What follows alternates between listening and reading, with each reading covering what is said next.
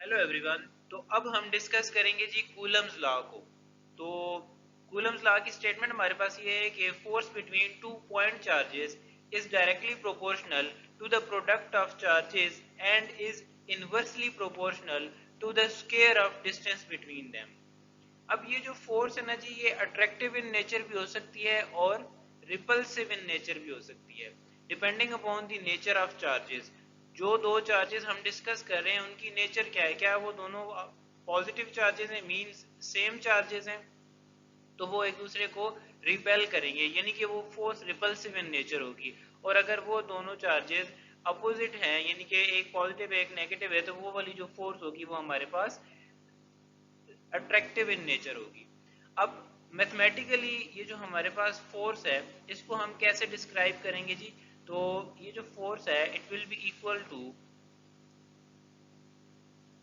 1/4 pi epsilon naught Q1 Q2 over are square. Just statement को follow किया है हमने, और यहाँ पर एक कांस्टेंट ऑफ प्रोपोर्शनैलिटी जो है हमने इंट्रोड्यूस करवाया है, which is 1/4 pi epsilon not. और इस पूरे जो हमारे पास है 1/4 पाई एप्सिलॉन नॉट फैक्टर, इसको के इक्वल रखते हैं हम, विच इज़ कूलम्स कांस्टेंट। ठीक है जी। अब हमारे पास ये जो इसमें एप्सिलॉन नॉट है, where epsilon naught is basically ये परमिटिविटी ऑफ फ्री स्पेस है, इसको इलेक्ट्रिक कांस्टेंट कहा जाता है जी। ठीक है जी। और डेफिनेशन के अकॉर्डिंग ये फैक्टर हमें ये बता रहा होता है, ये कांस्टेंट हमें ये बता रहा होता है कि किसी भी मीडियम में से इलेक्ट्रिक फील्ड लाइंस कितना इजीली पास कर सकती हैं। और इसकी जो वैल्यू है वो है हमारे पास 8.85 into 10⁻⁻12 coulomb square newton metre square. ठीक है जी। और हमारे पास अगर ये वैल्यू हम इस स्मॉल इक्वेशन 1 में पुट करें और 4 पाई की वैल्यू पुट करने के बाद इसको सॉल्व करें, तो इट एम्प्लाइज दैट हमारे पास जो k की वैल्यू आ रही है 9 इंटू 10⁻9 आ रही है हमारे पास। और अगर आप यूनिट्स मेंशन करना चाहते हैं तो यूनिट्स होंगे newton metre square coulomb square आ जाएगा हमारे पास। ठीक है जी। तो ये कॉन्स्टेंट्स हैं जो इस इक्वेशन के अंदर इन्वॉल्व हैं। तो हमारे पास जो कूलम फोर्स है वो basically product of magnitude of charges के ऊपर डिपेंड कर रही होती है, और उनके दरमियान जो डिस्टेंस होता है उसके इनवर्स स्क्वायर के ऊपर डिपेंड कर रही होती है। ठीक है जी। अब हमने डिस्कस करना है जी कि कूलम लॉ की जो वेक्टर फॉर्म है वो हम किस तरह से लिखेंगे। वेक्टर फॉर्म के लिए हम सबसे पहले कंसिडर करते हैं दो सिमिलर टाइप ऑफ चार्जेस को, यानी कि नेचर उनकी सेम होगी, मैग्नीट्यूड डिफर कर सकता है जी। तो अगर हम सिमिलर चार्जेस को डिस्कस करें तो उसमें आपको पता है कि दोनों चार्जेस एक दूसरे के ऊपर साइमल्टेनियसली फोर्स लगा रहे होंगे। उनमें से कोई एक फोर्स हम पहले डिस्कस करते हैं। लेट्स से मैं डिस्कस करता हूँ F21 को। F21 का मतलब ये है कि चार्ज 1 जो है वो चार्ज 2 के ऊपर फोर्स लगा रहा है। ठीक है। अब इन दोनों के दरमियान कोई स्पेसिफिक डिस्टेंस भी है जिसको हम R से डिनोट कर रहे हैं। अब अगर मैंने यहाँ F21 को मेंशन किया हुआ है, विच इज के इसको रीड हम ऐसे करेंगे कि force applied by charge 1 on charge 2। तो उसके दरमियान ये जो डिस्टेंस होगा, ये जो इंटरेक्शन होगा, ये इसको किस तरह से सबस्क्रिप्ट के साथ लिखेंगे हम। तो इसको कुछ बुक्स वाले इसको यूनिट वेक्टर के साथ R12 लिखते हैं, क्योंकि इंटरेक्शन हो रहा है फ्रॉम 1 to 2। और कुछ हमारे पास जो बुक्स वाले हैं वो इसको जो फोर्स के सबस्क्रिप्ट हैं उसी के साथ फॉलो करके इस तरह से लिखते हैं। ये दोनों नोटेशंस इक्वली वैलिड है, लेकिन इनमें से जो सेकंड नोटेशन है वो ज़्यादा वैलिड है। वो कैसे, वो मैं आपको अभी बता देता हूँ जी। देखिए हमारे पास अगर मैं इसको R12 लेता हूँ, पहले तो आप फोर्स को समझे ना। फोर्स के साथ मैंने जो 2 1 लिखा है वो फिर से रीड इसको कैसे करेंगे कि force applied by charge 1 on charge 2। तो इसी तरह अगर मैं बात करूं इसकी R वेक्टर यूनिट वेक्टर 2 1 की, तो ये हमें पोजीशन बता रहा होगा, position of charge 2 with respect to charge 1। ठीक है जी। Position of charge 2 with respect to charge 1। तो अगर हम इसी को फॉलो करें और मैं यहाँ पर लिखूं force F21 is equals to, अब देखें यहाँ पर चार्ज के साथ इनको लिखना है आपने, क्योंकि इसके बाद जो नेक्स्ट केस हम करेंगे वो आपको फिर अगर इनके जो नेचर ऑफ चार्जेस है उसके साथ मेंशन करेंगे तो वो समझना बहुत इजी हो जाएगा हमारे लिए। अब मैं यहाँ लिख रहा हूँ जी R वेक्टर 21। इस नोटेशन को फॉलो करने का एक फ़ायदा ये है कि हम कंफ्यूज नहीं होंगे कि हमारे पास ये जो फोर्स सी इसके जो सबस्क्रिप्ट है वही हमने यहाँ पर भी R वेक्टर के साथ भी यूज़ कर लिए। और R वेक्टर जो 21 लिखा है इसको डिस्क्राइब कैसे करेंगे कि position of charge 2 with respect to charge 1। Clear है जी ये बात। अब देखें यही अगर आप F12 लिखें यानी कि F12 का क्या मतलब हो जाएगा, force applied by charge 2 on charge 1। इसको ऐसे रीड करेंगे हम, ठीक है जी। तो इसका रिलेशन क्या हो जाएगा, अगेन वही मैं साइन के साथ इसको लिख रहा हूँ चार्जेस को, ये आ गए हमारे पास, और ये आर स्क्वायर और इसका सबस्क्रिप्ट भी मैं आर वेक्टर का यूं लिख रहा हूँ। अच्छा, इस आर वेक्टर के सबस्क्रिप्ट को कैसे रीड करेंगे कि पोजीशन ऑफ, अगेन वही बात है कि position of charge 1 with respect to charge 2, ये आपके पास। और आप देखें ये तो वेक्टर नोटेशन में हमारे लिए ये सबस्क्रिप्ट हेल्पफुल है, बाकी तो ये आर जो डिस्टेंस होगा इन मैग्नीट्यूड ये तो सेम ही होगा। अच्छा, अब बात करते हैं कि अगर इन चार्जेस की नेचर अपोजिट होगी तब क्या होगा। अगर इन चार्जेस की नेचर अपोजिट होगी तो तब वेक्टर फॉर्म हम कैसे लिखेंगे। तो आपको पता है नेचर अपोजिट है तो जो फोर्स है वो अट्रैक्टिव इन नेचर हो जाएगी। अगर फोर्स अट्रैक्टिव इन नेचर है तो फिर से अगर हम F21 को लिखें, F21 को लिखें तो ये हमारे पास बन जाएगा कि, अब मैं देखें मैंने पहले आपको कहा था कि आपने इनको विद साइन रखना है चार्जेस को, ताकि आपके लिए आगे वाले जो नेक्स्ट नोटेशन है वो समझना इजी हो जाए। तो इसलिए अब देखिए यहाँ पर ये जो साइन के साथ लिखने वाली हमारी है वो यहाँ पर हेल्पफुल हो जाएगी इस कॉन्सेप्ट को समझने में।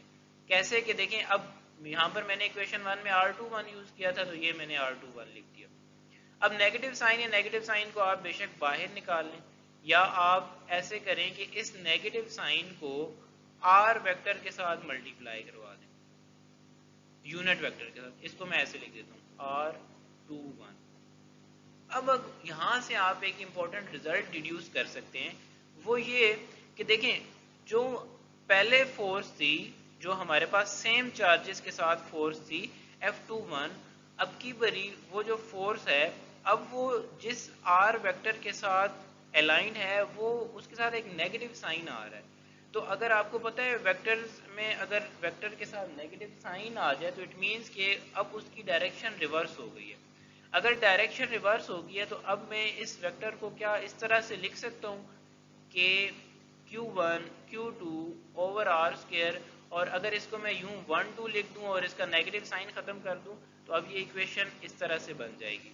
इट मीन्स कि अगर हमारे पास फोर्स अट्रैक्टिव इन नेचर होगी तो उस टाइम के ऊपर सबस्क्रिप्ट जो होंगे वो रिवर्स हो जाएंगे, यानी कि F21 force applied by charge 1 on charge 2 में जो R वेक्टर आएगा वो R12 हो जाएगा।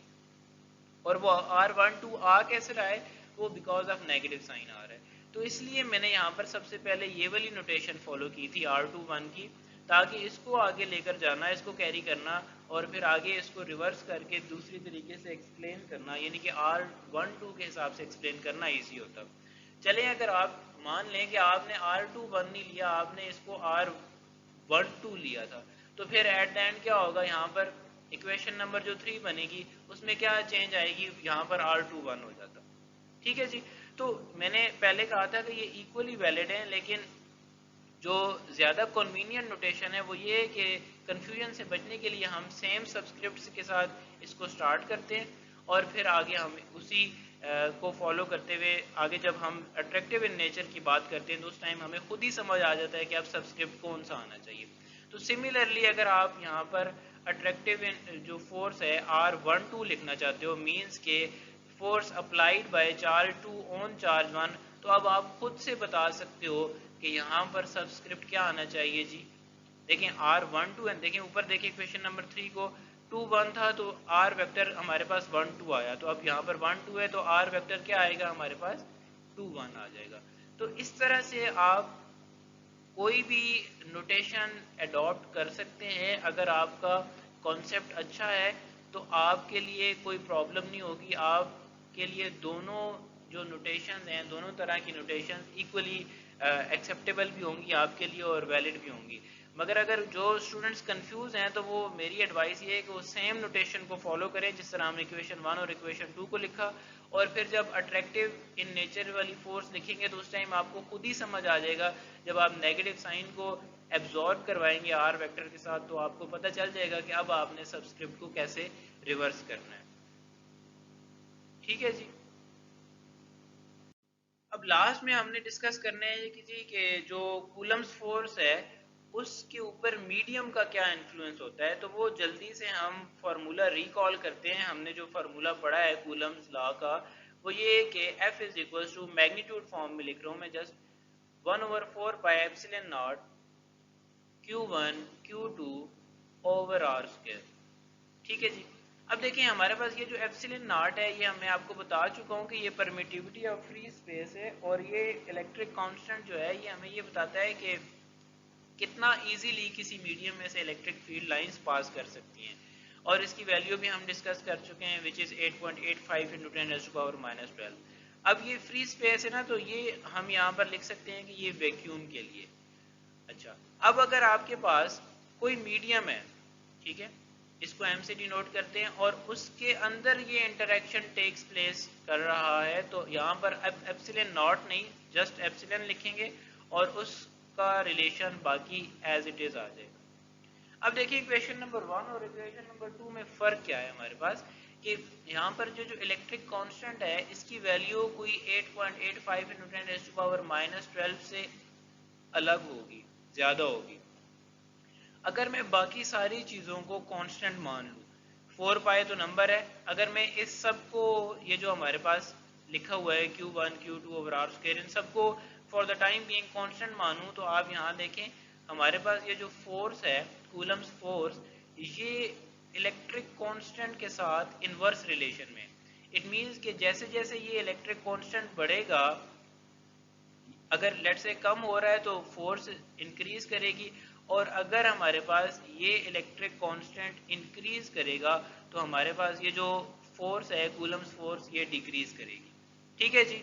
अच्छा, अब ये तो उस मीडियम की वैल्यू है। यूजुअली हमारे पास जो स्टैंडर्ड वैल्यूज हम यूज करते हैं वो रिलेटिव वैल्यूज यूज करते हैं। रिलेटिव वैल्यूज परमिटिविटी की किस तरह से कि हम कूलम फोर्स पहले पता करते हैं मीडियम के अंदर, और फिर वही कूलम फोर्स उन्हीं दो चार्जेस के दरमियान हम पता करते हैं फ्री स्पेस के अंदर।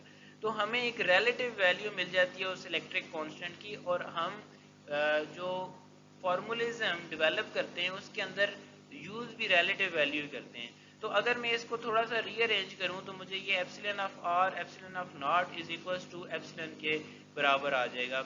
ये एप्सिलॉन जो है ये मीडियम की परमिटिविटी है। तो अगर आप इसको इंसर्ट करें इक्वेशन नंबर 2 के अंदर, तो which implies that F of medium is equals to 1/4 pi epsilon naught epsilon of r Q1 Q2 over are square आ जाएगा। ठीक है जी। अब देखें तो अगर जितना ये तो परमिटिविटी ऑफ फ्री स्पेस तो कांस्टेंट वैल्यू है, अब जितना ये रिलेटिव वैल्यू ज्यादा होगी उतना ये फोर्स की वैल्यू कम होगी। तो it all depends upon the relative permittivity जो उस मीडियम की हम जिस मीडियम के अंदर हमने चार्जेस को प्लेस किया हुआ होगा। तो इन शॉर्ट हमारे पास अगर relative permittivity of medium increase करेगी तो जो कूलम्स फोर्स है वो हमारे पास डिक्रीज कर जाएगी between two charges. So that was all about the Coulomb's law.